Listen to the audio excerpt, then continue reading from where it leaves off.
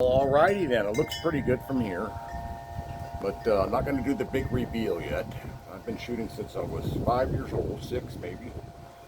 I think what I'm going to do before I do the big reveal is give you some advice. I've been shooting a long time.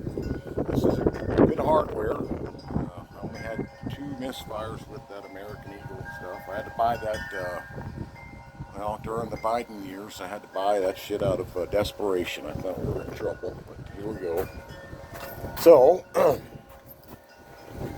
when you shoot, you only use one type of ammo. So, this was my old go-to. This is 1255 FPS. This was always kind of good.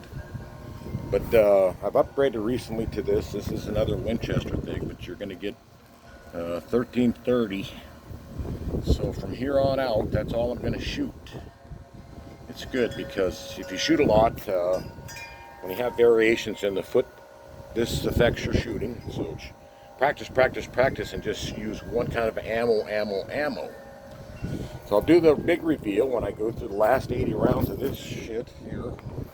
And put over there, and then we'll see how good we shredded kindling for a big bonfire, I think Monday night. We'll see.